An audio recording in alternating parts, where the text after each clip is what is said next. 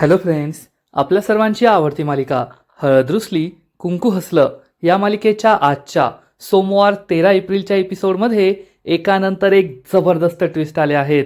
आजच्या एपिसोडमध्ये कृष्ण आणि दुष्यंत हे दोघे अनुसूया आणि समरला घेऊन आढळरावांच्या रांगणे पाटलांच्या वाड्यावर परत आले. परंतु घरी आल्या आल्या अनुसूयाने तिचं खरं रूप दाखवलंय. ती तोंडावर हसू दाखवतीये पण मनातून कृष्ण आणि दुष्यंतवर जळतीये. या दोघांना लवकरात लवकर घराबाहेर काढायचं असं तिने ठरवलंय आणि सगळी संपत्ती हडप करायची. आणि इकडे बाळजाबाईचे खूपच हाल सुरू आहेत, रस्त्यावर झाडण्यापासून ते झोपडीत राहण्यापर्यंत. पण बाळजाबाईने सुद्धा ठरवलंय की आता फक्त 48 तासांमध्ये ती रांगणे पाटलांच्या घरात परत येणार आहे. मग बाळजाबाई नेमकं असं काय करणार आहे हे जाणून घेण्यासाठी हा व्हिडिओ शेवटपर्यंत नक्की पहा.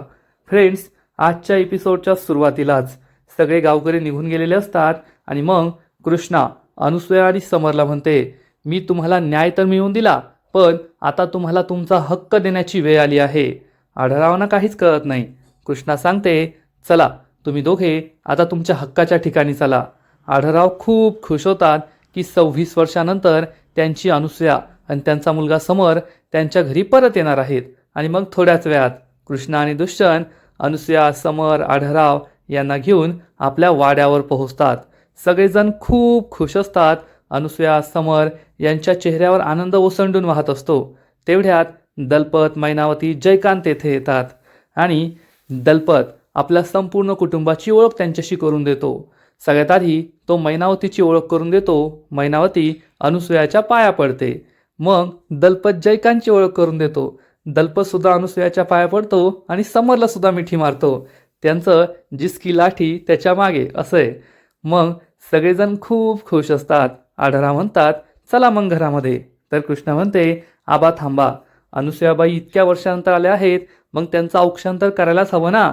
कृष्णा ही औक्षणाचं ताट घेऊन येते आणि चांगल्या मनाने अनुसूयाला ओवाळत असते. पण याच वेळेस अनुसूया तिचं खरं रूप दाखवते.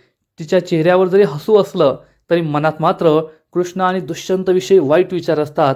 आणि अनुसूया ही मनात विचार करते, कृष्णे जशी पिकाला कीड असते ना, तशी माझ्या संपत्तीला लागलेली कीड आहे तू आणि तुझा नवरा दुष्यंत. त्यामुळे लवकरच मी ही कीड हाकलून देणार, फेकून देणार. मी या संपत्तीतून तुला आणि तुझ्या नवऱ्याला, दुष्यंतला कायमचं बाहेर काढणार. पण हे सगळं ती मनात बोलत असते. तिच्या चेहऱ्यावर मात्र हसू असतं. कृष्णा चांगल्या मनाने तिला ओवाळते. समोरसुद्धा दुष्यंतबरोबर हसण्याचं, चांगलं वागण्याचं नाटक करत असतो. कृष्णा विचारते, काय झालं अनुसूयाबाई, कसला विचार करताय तुम्ही एवढा. अनुसूया म्हणते, काय नाही. ती हसण्याचं नाटक करते आणि घरामध्ये गृहप्रवेश करते. घरात आल्यानंतर अनुसूयाला आनंद झालेला असतो. पण दुष्यंतला मात्र आठवतं की जेव्हा त्याने अनुसूया आणि आढळरावांना एकत्र पाहिलं होतं तेव्हा तो किती वाईट बोलला होता. त्याचबरोबर आपल्या आईने त्यांच्याबरोबर किती वाईट केलं आहे हे सगळं दुष्यंतला आठवतं आणि दुष्यंत खूप दुःखी होतो. तो अनुसूयासमोर हात जोडतो आणि म्हणतो, मला खरंच माफ करा, मी तुमच्याशी वाईट वागलोय. माझी आईसुद्धा तुमच्याशी खूप वाईट वागली. मी तुमची माफी मागतो. असं म्हणून दुष्यंत अनुसूयाच्या पाया पडतो. आणि मग अनुसूया ही सुद्धा खूप चांगली असल्याचं नाटक करते. चेहऱ्यावर हसू आणि डोळ्यात पाणी आणते. दुष्यंत अनुसूयाला म्हणतो, सॉरी, पण मी तुम्हाला आई नाही म्हणू शकणार. हे ऐकून सगळ्यांनाच मोठा धक्का बसतो. आणि नंतर लगेच दुष्यंत म्हणतो, मी तुम्हाला मोठी आई म्हटली तर चालेल का.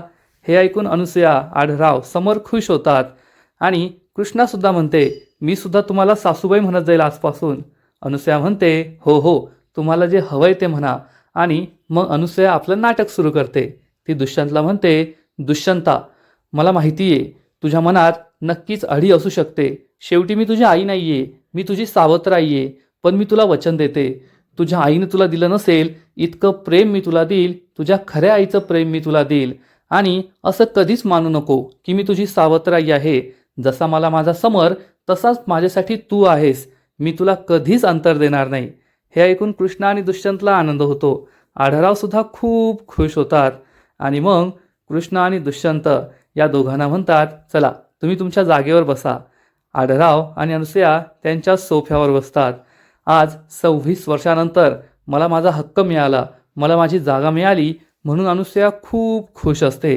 कृष्ण आणि दुष्यंत एकमेकांना इशारा करतात आणि मग कृष्णा म्हणते, चला आबा, आता आम्ही येतो. दुष्यंत म्हणतो, हो हो आम्ही येतो. आणि हे दोघेही घराबाहेर निघून जातात. आढळराव, अनुसूया, समर यांना जबर धक्काच बसतो. आढळराव, अनुसूया, समर सगळे कृष्ण आणि दुष्यंतच्या मागे मागे जातात. आढळराव विचारतात, हे पोरांनो, कुठे चाललात तुम्ही? तर दुष्यंत सांगतो, बंब्याच्या घरी. आढळराव विचारतात, बंब्याच्या घरी का चाललात? दुष्यंत सांगतो, बाबा असं काय करताय? जेव्हा मला माझ्या आईचं सत्य कळालं होतं, कृष्णाने मला तिचं सत्य दाखवून दिलं होतं आणि आईसुद्धा म्हणाली होती, तुला जर कृष्णाबरोबर राहायचं असेल तर या घरात नाही राहता येणार. तेव्हाच मी हे घर सोडलं होतं. तेव्हापासून आम्ही बंब्याच्याच घरी राहतोय ना. तर आढळराव म्हणतात, अरे तुम्ही दोघं खुळे का येडे, तुम्हाला कळत नाही का? आता त्या बाळजाचाच या घराशी काही संबंध राहिला नाहीये. तुमचा या घराशी संबंध होता, आहे, राहणारच आहे.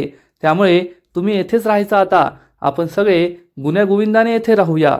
आणि मग अनुसूया सुद्धा दुष्यंत जवळ येते. खरंच अनुसूयाने तर ॲक्टिंग करण्यामध्ये बाळजाबाईला सुद्धा मागे पाडलंय. इतकी भारी ॲक्टिंग करते ती. डोळ्यात पाणी, चेहरा असा गरिबासारखा. ती दुष्यंतला म्हणते, दुष्यंता असं का वागतोयस? तुला काय वाटतं मी तुझी सावत्र आई आहे म्हणून तुला अंतर देईल का? तुला माझ्यापासून दूर करेल का? अरे मी असं कधीच वागणार नाही. मी काय तुझ्या आईसारखी नाही आहे. मला माझा हक्क मिळाला आहे. माझा नवरा, माझं घर, माझ्या मुलाला त्याच्या हक्काचं घर मिळालं आहे. एवढं माझ्यासाठी पुरेसं आहे. मी तुझा हक्क कधीच हिरावून घेणार नाही. तू सुद्धा या घराचा वारस आहे. तू येथेच राहायचं. आणि जर तू हे घर सोडून गेला तर गावकरी काय म्हणतील? ही अनुसूया घरात आली आणि सवतीच्या पोराला लगेच घराबाहेर काढलं. मला त्यांचे हे आरोप नाही सहन होणार. त्यामुळे तुम्ही दोघांनी येथेच राहायचं. मी तुला आईची माया देईल, आईचं प्रेम देईल. तुला काय वाटतं मी काय तुला घराबाहेर काढेल का?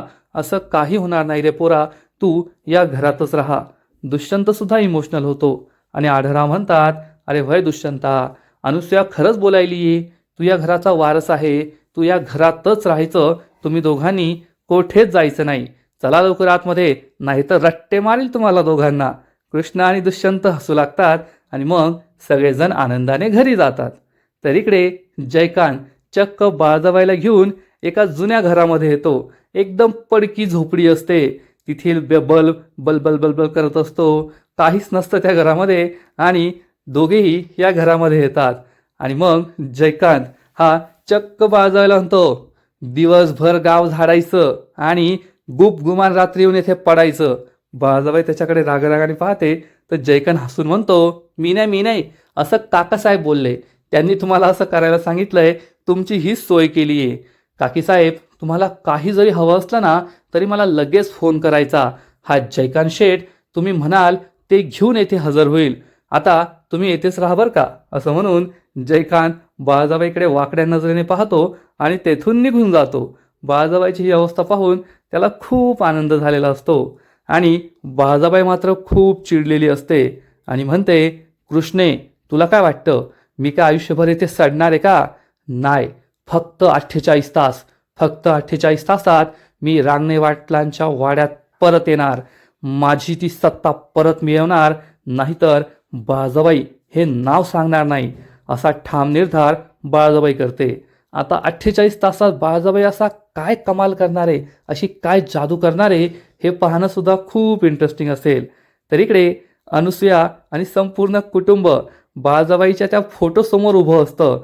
बाळजाबाईंचा तो फोटो जो हॉलमध्ये लावला आहे. दलपत आणि मैनावती अनुसूयाकडे बारीक लक्ष ठेवून असतात. मैनावती विचारते, अहो काय चालू आहे अनुसूयाचं? तर दलपत सांगतो, थांब थोडा वेळ, आत्ता कळेल नेमकं काय चाललंय. आणि मग अनुसूया बाळजाबाईच्या फोटोकडे पाहून म्हणते, अहो हा फोटो काय आपल्या घरातच राहणार आहे का? या फोटोकडे पाहिलं ना तर माझ्या तळपायाची आग मस्तकात जाते. मागील 26 वर्ष मी आणि माझ्या समरने जो त्रास भोगलाय ना, तो त्रास सगळा माझ्या डोळ्यांसमोर येतो. हे ऐकून दुष्यंतला वाईट वाटतं आणि कृष्णाला सुद्धा समजतं की बाळजाबाई विरुद्ध काहीही वाईट बोललं ना की दुष्यंतला त्याचा त्रास होणार आहे. समर म्हणतो, वय वय खरंय, आणि ज्या गोष्टीचा माझ्या आईला त्रास होईल ना ती गोष्ट या घरात नकोच. माधव काका, हा फोटो आत्ताच्या आत्ता काढून घ्या आणि बाहेर फेकून या. माधव काका पुढे येऊन फोटो काढू लागतात. तर अनुसूया त्यांना थांबवते आणि म्हणते, थांब माधव, तू जा. माधव काका निघून जातात. तर अनुसूया दुष्यंतजवळ येते आणि म्हणते, दुष्यंता, तुझी आई माझ्याशी खूप वाईट वागली आहे. तिने मला मरण यातना दिल्या आहेत आणि आज तिचा या फोटो या घरात आहे, त्यामुळे मला त्रास होतोय. मला मान्य आहे ती तुझी आई आहे, पण ती खूप चुकीची वागली आहे. त्यामुळे जर तुझी इच्छा असेल, तुला काही हरकत नसेल, तर तूच हा फोटो काढ आणि दूर जाऊन फेकून दे. दुष्यंतला खूप वाईट वाटतं, पण अनुसूयासुद्धा बरोबर बोलतीये हे त्याला समजतं आणि कृष्णासुद्धा पाहत असते की दुष्यंतचा निर्णय काय असेल. अनुसूया म्हणते, दुष्यंत, हा पूर्णपणे तुझा निर्णय आहे. जर तुला असं वाटत असेल की तुझ्या आईचा फोटो येथे असायला हवा, तर असू दे, माझी काही हरकत नाही आहे. दुष्यंत म्हणतो, नाही नाही, इट्स ओके, मी घेऊन जातो. असं म्हणून दुष्यंत बाळजाबाईचा फोटो काढतो आणि हा फोटो घेऊन तेथून निघून जातो. आणि अनुसूयाची रडण्याची नाटकं सुरूच असतात. अनुसूया आढळरावांना विचारते, अहो, मी काही चुकीचं केलं का? तर आढळराव सांगतात, नाही नाही, तू काहीच चुकीचं केलं नाही आहे. आणि मग अनुसूया तिचे डोळे पुसते. कृष्णाला विचारते, कृष्णा, मी कुठे राहायचंय? तर कृष्णा आढळरावांकडे पाहते. आढळराव तिला इशारा करतात. कृष्णालाही समजतं आणि ती अनुसूयाला म्हणते, चला, मी तुम्हाला तुमच्या हक्काची जागा दाखवते. असं म्हणून ती अनुसूयाला घेऊन निघून जाते. अनुसूया ही तेथून गेल्यानंतर मैनावती दलपतला विचारते, अहो, मी जे बघायले तेच तुम्हाला दिसायलं का? तर दलपत उत्तर देतो, होय होय मैनावती, तू जे दिसायली तेच मी बघायलो. आणि आपल्या अनुसूया वहिनींच्या तोंडात एक आणि मनात एक आहे. आणि लवकरच ते दुष्यंतरावांचे सगळे अधिकार काढून घेणार आहेत आणि त्यांना रस्त्यावर आणणार आहेत. तर मैनावती म्हणते, पण मला आपली भीती वाटतीये. दुष्यंत रस्त्यावर आणता आणता ते आपल्या दोघांना तर रस्त्यावर नाही आणणार ना, आपल्या लेकाला तर रस्त्यावर नाही आणणार ना. तर लगेचच दलपत म्हणतो, दुष्यंतराव हे अनुसूया वहिनींचे सावत्र लेक आहेत, पण मी माझ्या दादाचा सख्खा भाऊ आहे आणि आपला या सगळ्या साम्राज्यावर हक्क आहे. आपल्या विरोधात काही गेलं ना तरी आपण रितसर हा सगळा हक्क मागायचा, आपण काय सोडायचं नाही. त्यामुळे मैनावती सुद्धा खुश होते. कृष्णा अनुसूयाला घेऊन बाळजाबाईच्या रूममध्ये येते आणि म्हणते, आजपासून ही तुमची रूम, ही तुमची हक्काची जागा. अनुसूया खूप खुश होते आणि म्हणते, कृष्णे, फक्त तुझ्यामुळे आज मला माझ्या हक्काची जागा परत मिळाली. खूप खूप धन्यवाद. तर कृष्णा म्हणते, बस झालं अनुसूयाबाई, आता तुम्ही ना ही हक्काची भाषा परत परत बोलू नका. आता आराम करा, ही तुमचीच खोली आहे, मी तुमच्या जेवणाचं पाहते. असं म्हणून कृष्णा निघून जाते आणि मग अनुसूया लगेच तिच्या डोळ्यातलं पाणी पुसते. मग रिचेच अश्रू खोटे खोटे आणि अनुसूया तिचं खरं रूप दाखवते. इतक्या भारी खोलीत आली, ऐशारामात आली म्हणून ती खूप खुश होते. बेडला हात लावून पाहते की किती मऊ मऊ गादी आहे. मग कपाटाला हात लावून पाहते. ती कपाट उघडते तर त्यात बाळजाबाईच्या साड्या असतात. बाळजाबाईच्या साड्या पाहून अनुसूया खूप चिडते आणि म्हणते, बाळजा, तुझी एक चिंधीसुद्धा मला या घरात नको आहे. ती या साड्या फेकून देते. माधवला आवाज देते. माधव तेथे येतो तर अनुसूया त्याला खूप प्रेमाने विचारते, माधवा, मला विसरला तर नाही ना? तर माधव म्हणतो, काय वहिनी साहेब, मी तुम्हाला असं कसं विसरेल? आणि अनुसूया म्हणते, माझे काम करशील का? या बाळजाबाईच्या सगळ्या वस्तू आहे ना, त्या दूर कुठेतरी फेकून दे, मला त्या माझ्या नजरेसमोर नकोय. माधव म्हणतो, ठीक आहे. आणि तो अनुसूयाच्या सांगण्यावरून बाळजाबाईच्या सगळ्या साड्या तिथून घेऊन जातो. त्यामुळे अनुसूया खूप खुश होते की आता हे सगळं साम्राज्य माझं आहे आणि माझ्यापासून हे कुणीच हिरावून घेऊ शकत नाही. आणि इकडे आपली बाळजाबाई चक्क जुनी कळकट मळकट साडी नेसून गावची साफसफाई करत असते. खराट्याने संपूर्ण गाव साफ करत असते. तेवढ्यात गावातील काही बायका तेथे येतात. एक बाई म्हणते, ए बाळजा, नीट वाकून झाड ना, अजून पूर्ण गाव झाडायचंय. तर दुसरी बाई म्हणते, आता कसं वाटतंय? गोडगोड वाटतंय का? गावाला लय छल, आता कर गावची घाण साफ. बाळजाबाईला खूप राग येतो. तिसरी बाई म्हणते, ए डोळे काय दाखवते, नीट साफ कर. बाळजाबाई त्यांच्या अंगावर धावून जाते तर या बायका पळून जातात. बाळजाबाई ही जागेवर बसते, पाणी पिते आणि काहीतरी विचार करत असते. तेवढ्यात तिला दुष्यंतच्या गाडीचा आवाज येतो. बाळजाबाई गाडीजवळ जाऊन गाडी थांबवते तर कृष्णा आणि दुष्यंत तिलाच भेटायला आलेले असतात. कृष्णा बाळजाबाईचा तो भला मोठा फोटो बाळजाबाईच्या झाडाजवळ नेऊन ठेवते आणि मग बाळजाबाई आपली नाटकं सुरू करते. दुष्यंता, पाहिलंस का, तुझ्या बायकोने माझी काय अवस्था केली आहे? अरे, महालातली राणी होते मी, राणी, आणि आता तिने मला रस्त्यावर आणून ठेवलंय. पहा ना, तुझ्या आईची काय अवस्था करून ठेवली आहे. दुष्यंत काहीच बोलत नाही, कृष्णासुद्धा काही बोलत नाही. आणि बाळजाबाई म्हणते, अरे दुष्यंत, 9 महिने तुला पोटात पाळलं मी, आणि तू त्याचं हे फळ देतोस का मला? अरे असलं कसलं रक्त आहेस तू? ज्या बाईमुळे माझी ही अवस्था झाली ना, त्या बाईला तू राणीसारखं ठेवतोय, आणि तुझी आई गावची दासी झाली आहे, दासी. तर दुष्यंत म्हणतो, आई, यात कृष्णाची काहीच चूक नाहीये. जे काही झालंय ना, ते तुझ्या पापांची फळं आहेत. आणि बाळजाबाई, उगच स्वतःच्या चुकींचा दोष दुसऱ्याला देऊ नका. आता तुमची ही सवय बंद करा. तुमच्याबद्दल आहे ना, ती एक मराठीतली म्हण ही एकदम बरोबर बसलीये, खोट्याच्या हाती खराटा. तसंच तुमच्या हाती हा खराटा आलाय. आता जसं गाव साफ करताय ना, तसं स्वतःचं मन, स्वतःचा मेंदू सुद्धा साफ करा, आणि त्यातून एक घाणेरडे विचार काढून टाका. बाळजाबाई खूप चिडते आणि म्हणते, दुष्यंत, तुला कळत नाहीये या कृष्णाने काय केलंय. तिने तुला न्याय दिलाय, पण तुझ्या डोक्यावर सावत्र भाऊ आणून ठेवलाय, आणि आता तो तुला तुझा हक्क कधीच मिळू देणार नाही. खेळत बसा महाभारत महाभारत घरात आता. तर कृष्णा बाळजाबाईला उत्तर देते, बाळजाबाई, आमच्या घरात महाभारत नाही, तर रामायण सुरू आहे, रामायण. आणि दुष्यंत सरकारांनी भरतासारखं आपल्या भावाच्या पादुका त्याला परत केल्या आहेत, संपूर्ण राज्य त्याला दिलंय. त्यामुळे आमच्या घरात कधीच महाभारत होणार नाही, तर रामायण सुरू आहे. आणि दुष्यंत सुद्धा बाळजाबाईला ठणकावून सांगतो, बाळजाबाई, आता तरी सुधरा, अजूनही वेळ गेलेली नाहीये. पण बाळजाबाई काही सुधारायला तयार नसते. दुष्यंत आणि कृष्ण गाडीवर बसतात, तर बाळजाबाई रडू लागते, दुष्यंत थांब ना, तुझ्या आईला सोडून जाऊ नको, पहा माझी काय अवस्था झालीये, अरे मी तुझी आई आहे. दुष्यंत म्हणतो, सोडा सोडा मला. बाळजाबाई त्याचा काय हात सोडत नाही. दुष्यंत तिचा हात झिडकारतो आणि तेथून कृष्णाला घेऊन निघून जातो. बाळजाबाई खूप दुःखी होते आणि म्हणते, दुष्यंता, तू आणि तुझ्या बायकोने माझी ही अवस्था केली आहे, पण आता मी सुद्धा या अवस्थेत जास्त वेळ राहणार नाहीये. फक्त 48 तास, फक्त 48 तासात मी त्या घरात परत येणार. बाळजाबाई, परत येणार हे तू लिहून ठेव, नाहीतर मी परत माझं नाव सांगणार नाही. आता बाळजाबाईने नेमकं असं काय प्लॅन शोधून काढलाय ज्यामुळे ती 48 तासात घरी परत येईल, हे पाहणं इंटरेस्टिंग असणार आहे. आणि मग घरामध्ये अनुसूया, समर, आढराव असतात. आढराव दलपत आणि मैनावतीला बोलून घेतात आणि म्हणतात, वहिनीबाई, एक काम करा, संपूर्ण गावामध्ये बुंदी वाटा, बुंदी. मैनावती विचारते, गावात बुंदी कशाला वाटायची? अनुसूयाबाई परत आल्या म्हणून वाटायची का? अनुसूया खूप खुश होते की मी परत आले म्हणून गावामध्ये आढराव बुंदी वाटणार आहे. तेवढ्यात कृष्ण आणि दुष्यंत तेथे येतात. तर आढराव सांगतात, नाही नाही, अनुसूया परत आली म्हणून बुंदी नाही वाटायची, तर आमची कृष्णा गावची सरपंच बनली म्हणून बुंदी वाटायची. अनुसूयाचा चेहराच पडतो. आणि मग आढराव हे अनुसूयाला विचारतात, ते बाळजाबाईने घराच्या तिजोरीच्या किल्ल्या दिल्या होत्या, त्या कोठे? अनुसूया खुश होऊन सांगते, माझ्याकडेच आहे. आणि समर सुद्धा म्हणतो, आता त्या एवढ्या महत्त्वाच्या किल्ल्या आहे, मग त्या घराच्या कर्त्या बाईच्याकडेच पाहिजे ना. आढराव म्हणतात, समर, एक नंबर, एक नंबर गोष्ट बोललाय तू. खरंच या ज्या किल्ल्या आहेत ना, त्या घरच्या कर्त्या बाईकडेच पाहिजे. अनुसूयाला वाटतं आढराव तिलाच कर्तीबाई म्हणताय, त्यामुळे ती खूप खुश होते. आणि आढराव म्हणतात, अनुसूया, त्या किल्ल्या दे. अनुसूयाला काही कळतच नाही. आढराव म्हणतात, अगं दे ना किल्ल्या. अनुसूया ह्या किल्ल्या देऊन टाकते. आणि मग आढराव म्हणतात, समर, खरंच 100 नंबरी गोष्ट बोलला, घराच्या कर्त्या बाईकडेच ह्या किल्ल्या पाहिजे. आणि ते कृष्णाला म्हणतात, चल कृष्णा, ये इकडे. कृष्णाला काही कळतच नाही. कृष्णा ही पुढे येते.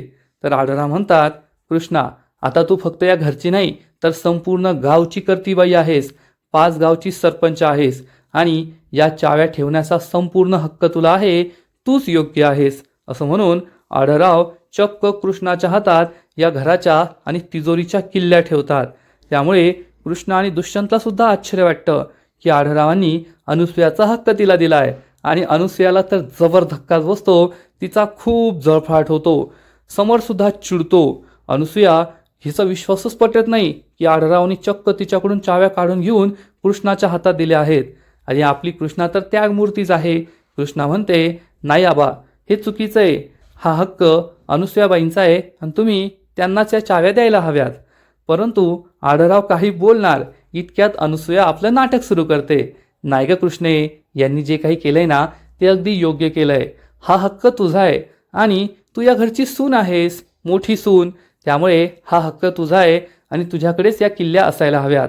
तू या घरची कर्तीबाई आहेस, 5 गावची सरपंच आहे आणि तुझ्यापेक्षा चांगली जबाबदारी कुणीच सांभाळू शकत नाही. आढळराव सुद्धा म्हणतात, अगं व्हय कृष्णे, आणि या घरची जबाबदारी कुणी पण सांभाळू शकतं. अनुसूया सुद्धा सांभाळू शकते, तू पण सांभाळू शकते. पण आता आमचे खांदे म्हातारे झालेत, एवढी मोठी जबाबदारी आम्हाला नाही सांभाळली जाणार. त्यापेक्षा आम्ही मस्त मजा करू, खाऊ पिऊ फिरू, आम्हाला कशाला ही जबाबदारी. समोर हे सगळं गपचूप वरून पाहत असतो आणि मनात विचार करतो, हे थेरडं तोंडावर माझ्या आईला म्हणतंय की माझी आईच खरी मालकीने, पण हा संपूर्ण अधिकार कृष्णाकडे देतोय. म्हणजे एकाच वेळेस हे थेरडं डबल गेम खेळतंय. म्हणजे या समोरचे काय संस्कार आहेत हे कळून येतंय. 26 वर्षानंतर तो आपल्या बाबांना भेटलाय आणि त्यांना थेरडं म्हातारं असं बोलतोय. म्हणजे अनुसूया ही पूर्ण बिघडलेली आहे आणि तिने स्वतःच्या मुलाला सुद्धा बिघडून ठेवलंय. आणि अनुसूयाला नाटक करायचंच असतं. ती कृष्णाला म्हणते, अगं व्हय कृष्णे, तुझ्या आबाय ना एकदम बरोबर बोलताय. हा तुझाच हक्क आहे आणि चाव्या तुझ्याकडे असल्या काय आणि माझ्याकडे असल्या काय, काय फरक पडतो. पण एवढं बोलल्यानंतर ती समरकडे पाहते, हे सगळं काय चाललंय. आणि आजचा एपिसोड येथेच संपतो. फ्रेंड्स, हळद रुसली कुंकू हसलं या मालिकेचा आजचा एपिसोड खरंच खूप भारी होता. अनुसूया आणि समर आता रांगणे पाटलांच्या घरी परत आले आहेत. कृष्ण आणि दुष्यंत सुद्धा परत आले आहेत. त्यामुळे मालिका पाहण्याची मजा आणखीनच वाढली आहे. आणि बाळाजाबाई बोलल्याप्रमाणे आता या मालिकेत खरंच महाभारत होणार आहे. अनुसूया आणि समर यांचा खरा चेहरा आपल्यासमोर आला आहे. अनुसूया 26 वर्षांपूर्वी जशी होती तशी आता राहिलेली नाही आहे. आणि तिला आता संपत्ती हवी आहे. तिला सगळा हक्क आपल्यासाठी आणि आपल्या मुलासाठी हवा आहे. आणि त्यासाठी ती कृष्ण आणि दुष्यंतला घराबाहेर काढणार आहे. त्यांच्याकडून सगळे हक्क हिरावून घेणार आहे. मग आजचा एपिसोड तर भारी होता, पण या मालिकेचा पुढील एपिसोड आणखीन भारी असेल. आणखीन मोठा ट्विस्ट येणार आहे. मग नेमकं घडणार तरी काय. तर फ्रेंड्स, पुढील एपिसोडमध्ये आपण पाहू की कृष्णा ही चक्क बाळाजाबाईच्या झोपडीत तिला भेटायला जाईल आणि म्हणेल, ओ बाळाजाबाई, या झोपडीत किती घाण करून ठेवली आहे आणि तुमचं कामच आहे साफसफाई करायचं, चला साफसफाई करून घ्या. आणि ही कृष्णा चक्क मला ऑर्डर सोडतीये हे पाहून बाळाजाबाईला खूप राग येईल. आणि मग दुष्यंत हा खूप इमोशनल होणार आणि कृष्णाला सांगणार, जेव्हापासून माझ्या आईचं सत्य मला कळलंय ना, तेव्हापासून मला एक एक श्वास घेणं सुद्धा खूप अवघड होतं आहे. प्रत्येक श्वासाबरोबर मला आठवतं माझ्या आईने काय केलंय आणि मला माझं हे जगणं कुणीतरी भीक म्हणून दिलंय असंच वाटतंय मला. दुष्यंत खूप इमोशनल होईल. आणि इकडे अनुसूया ही समरला समजावून सांगेल, समर, या घरात येण्यापर्यंत आपण 26 वर्ष वाट पाहिली. मग आता घाई करायला नको. आपल्याला आपला हक्क मिळवायचा आहे, सगळी सत्ता मिळवायची आहे. त्या कृष्ण आणि दुष्यंतला घराबाहेर काढायचं आहे. पण हळूहळू दमानं आपल्याला प्लॅन बनवावा लागेल. असं जर आपण डायरेक्ट त्या कृष्ण आणि दुष्यंतच्या विरोधात गेलं ना, तर आढळराव सुद्धा आपल्या विरोधात जातील आणि मग त्यांचा विरोध पत्करून आपण काहीच करू शकत नाही. तशीही आता कृष्णा ही 5 गावची सरपंच बनली आहे. संपूर्ण गाव तिच्या पाठीशी खंबीरपणे उभा आहे. आणि आपण सुद्धा त्या बाळाजाबाईसारखं त्यांना घराबाहेर काढलं ना, तर गावकरी आपल्याला घराबाहेर काढतील. आपण सुद्धा ही संपत्ती उपभोगू शकत नाही. त्यामुळे सगळं दमादमाने करायचं. समरला सुद्धा हे पटणार आणि चक्क मैनावती, दलपत, जयकांत हे दुष्यंतला वाईट साईड बोलतील की तुझी आई तर आता या घरात नाहीये, मग तुझं या घरात काय काम आहे. त्यामुळे दुष्यंत दुःखी होईल. पण कृष्णा त्यांना ठणकावून सांगेल, तुम्ही काय बोलताय, तुमचं तुम्हाला तरी कळतंय का. जरी बाळाजाबाई या घरात नसल्या तरी दुष्यंत सरकार हे आढळरावांचा लेक आहे. त्यामुळे वारसा हक्काने या घरावर त्यांचा सुद्धा हक्क आहे. या संपत्तीवर त्यांचा सुद्धा हक्क आहे. त्यामुळे यानंतर बोलताना नीट बोलायचं, तोंड सांभाळून बोलायचं, अशी धमकीच ती या तिघांना देणार. त्यामुळे जयकांतला खूप राग येईल आणि जयकांत चिडून म्हणेल, मला तर कळतच नाहीये की या घरावर आता अनुसूयाबाईंचं राज्य असेल की या कृष्णाचं. सरपंच झाल्यापासून ती खूपच उडायला लागली आहे. आणि समर सुद्धा हे ऐकणार आणि त्याला सुद्धा राग येईल की मी आणि माझी या गाई घरात परत आलोय, पण तरीसुद्धा कृष्णाच या घरावर राज्य करतीये. म्हणजेच आता कृष्ण आणि दुष्यंतसाठी संकट वाढत जातील यात शंका नाही. तर फ्रेंड्स, तुम्हाला सुद्धा हळद रुसली कुंकू हसलं ही मालिका आवडते का, नक्कीच कमेंट करून सांगा. आणि या मालिकेचे असेच नवीन नवीन एपिसोड, नवीन नवीन अपडेट सर्वात आधी पाहण्यासाठी व्हिडिओला लाईक करा, शेअर करा, चॅनलला सबस्क्राईब करून बेल आयकॉनवर क्लिक करा, म्हणजे या मालिकेचे नवीन नवीन एपिसोड तुम्हाला सर्वात आधी पाहायला मिळतील. खूप खूप खूप धन्यवाद.